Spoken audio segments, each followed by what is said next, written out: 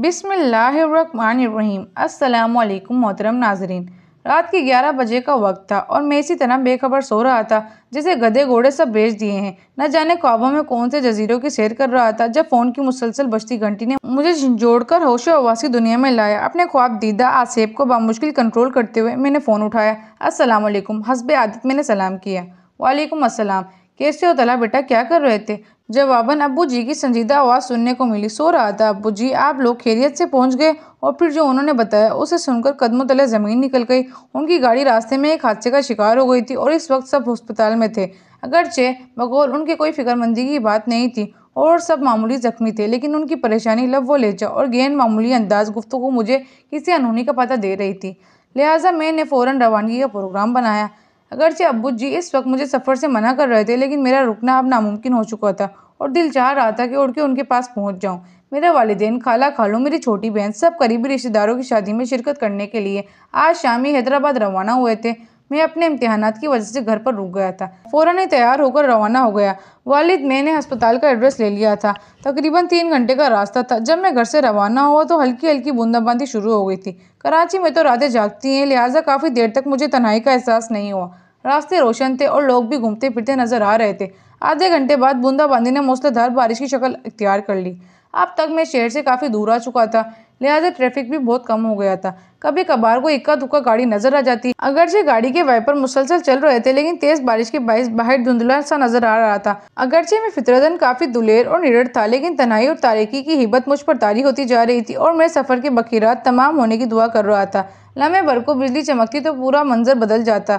बड़े बड़े दरख्त तेज हवा से उभलते मुख्तलिफ शक्लें इख्तियार कर रहे थे। कभी कभी तो यूं लगता जैसे खून आशियाँ चुड़ैलें मुझे इशारे से अपनी तरफ बुला रही हैं। अचानक बिजली चमकी तो मुझे दूर सड़क पर ऐन दरमियान में एक इंसानी हवेला खड़ा सा नजर आया, जो जोर जोर से हाथ हिलाकर गाड़ी रोकने की इस्तदा कर रहा था। पहले तो मैं उसे कोई चोर चक्का समझ रहा था जो मुझे रोककर लूटना चाह रहा था। फिर अचानक मेरे जहन में बचपन से सुनी हुई वो तमाम डरावनी कहानियां दर आई जिनमें हादसे मुख्तलिफ रूप इख्तियार करके मुसाफिरों को तंग करते हैं। एक ख्याल ये भी था कि शायद कोई ज़रूरतमंद हो जो रात की इस फिर मदद के लिए खड़ा हो। बहरहाल मैं आलतू जलालतू करता हुआ वहां तक पहुंचा तो ये देखकर उसे अपनी आंखों पर यकीन करना मुश्किल हो गया था। वहां कोई इंसान तो क्या, चिड़िया का बच्चा तक न था। मैंने हर तरफ भगोड़ देखा, लेकिन चारों तरफ तन्हाई और सन्नाटे का रवाज था। खौफ से मेरा बुरा हाल हो गया था। मैं अंधाधुंध गाड़ी भगाते हुए चला गया। अभी मैं थोड़ी दूर ही गया था कि अचानक किसी ने पीछे से मेरे कंधे पर हाथ रखा। मेरा ऊपर का सांस और ऊपर नीचे का सांस नीचे ही रह गया और दिल तूफानी तरह से धड़कने लगा। वह मुश्किल मैंने पीछे मुड़कर देखा तो मुझे यूं महसूस हुआ जैसे पिछली सीट पर बालों का एक बहुत बड़ा सा ढेर इधर इधर है।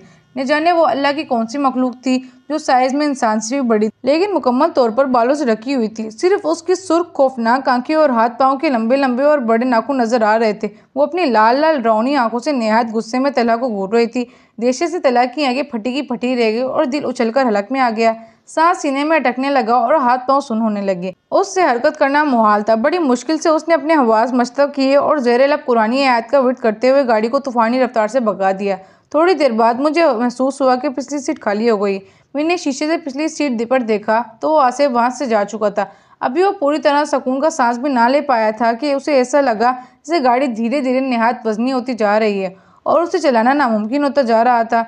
इस गाड़ी को मैं जहाज की तरह उड़ा रहा था। अब गधा गाड़ी की तरह घसीटने से भी इनकारी थी। अभी भी इसी शश व पल में मुब्तला था कि पीछे से एक खौफनाक केका सुनाई दिया।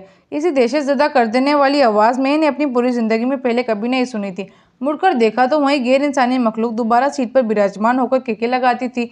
इसकी टांगें इतनी लंबी हो चुकी थी कि उसने गाड़ी की खिड़की से बाहर लटक कर रखी थी और पाँव सड़क पर घसीट रही थी। इसी वजह से गाड़ी को आगे बढ़ाना मुश्किल हो रहा था। ये देखकर मेरी रीढ़ की हड्डी में खौफ की लहर दौड़ गई और मैंने बिला आवाज़ बुलंद कुरानी आयत और आयतुल कुर्सी पढ़ना शुरू कर दिया। थोड़ी देर बाद फिर गाड़ी हल्की हो गई, तेजी से रवा दवा हो गई। उसके बाद गाये बगाए ये तमाशा चलता रहा। कभी वो भला पीछे और कभी आगे मेरे साथ वाली सीट पर नजर आती, कभी केका लगाना शुरू कर देती और कभी निहायत गुस्से से मुझे घूरती रहती। मैंने दुआओं का विर्द जारी रखा और तेजी से गाड़ी भगाता रहा। घंटे भर में शहर के इतराफ नजर आने लगा तो मखलूक एक गायब हो गई। मैंने अल्लाह का शुक्र अदा किया कि उसने मुझे बखैरियत बगैर किसी नुकसान पहुंचाए मेरा पीछे छोड़ दिया। अभी मैं अस्पताल से 15 मिनट के फासले पर था कि फिर मुझे शक होने लगा। रात की तारीकी और मूसलाधार बारिश में खालू एक स्ट्रीट लैंप के नीचे खड़े नजर आए। मैंने ब्रेक पर पाँव दबाया तो गाड़ी सड़क पर दूर तक घसीटती चली गई। खालू तेज चलते हुए आ रहे थे और फ्रंट सीट का दरवाजा खोलकर मेरे साथ बैठ गए। इतनी तेज मूसलाधार बारिश में खड़े होने के बावजूद उनका लिबास बिल्कुल खुश्क था। मैंने निहायत हैरत से उनसे पूछा कि वो ये क्या कर रहे हैं, तो उन्होंने धीरे से कहा, बस बेटा यूं ही खड़ा था। वह बिल्कुल गुमसुम और खोए खोए दिखाई दे रहे थे। बातों के इंतहाई शौकीन और बात बात पर जोर से कहका लगाने वाले बिल्कुल खामोश थे।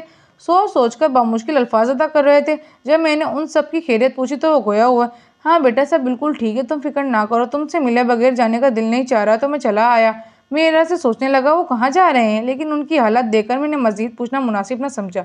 मुझे लगा कि एक्सीडेंट ने उनकी आवाज़ को मुतासिर कर रखा है। मैं खुद भी अस्पताल पहुंचने की जल्दी में था, लिहाजा खामोशी से ड्राइव करने लगा। जब पार्किंग में पहुंचकर मैं उतरने लगा तो ये देखकर मेरी सटीक गुम हो गई कि बराबर वाली सीट खाली थी। मैं तेजी से अस्पताल में दाखिल हुआ तो सामने ही मेरे वालिद निहायत दिलगीर फतह हालत में खड़े थे। मैं खालू के बारे में बताना चाहता था, लेकिन वो खामोशी से तेज से चलते हुए मुझे अंदर ले गए। कमरे का मंजर देखकर मुझ पर सख्ता तारी हो गया। सामने एक बिस्तर पर खालू की लाश रखी थी, जो रोड एक्सीडेंट में मौके पर ही दम तोड़ गए थे। अम्मी और खाला मुझे देखकर एक एक करके आई और मुझसे लिपटकर फूट फूट कर रोने लगी, लेकिन मैं अपने हवासों में ही कब था जो उन्हें तसल्ली देता। मैं तो होरा से गंग खड़ा ये समझ सोच रहा था कि अगर खालू एक्सीडेंट के वक्त ही इंतकाल कर गए थे तो अभी मेरे साथ गाड़ी में कौन था। क्या उनकी मोहब्बत वाकई इतनी शदीद थी? उससे मिले बगैर जाने पर उनका दिल रजामंद ना था? यही वो मामला था जो कभी मुझसे सुलझ नहीं सका।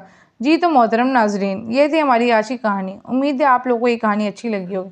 अगर आप लोग चाहते हैं कि इसी तरह की इंटरेस्टिंग और हॉरर स्टोरीज आती रहें तो आप लोग मेरे चैनल को सब्सक्राइब कर दें। वीडियो अच्छी लगी हो तो लाइक शेयर एंड कमेंट ज़रूर कीजिएगा। आज के लिए इतना ही। अल्लाह हाफिज़।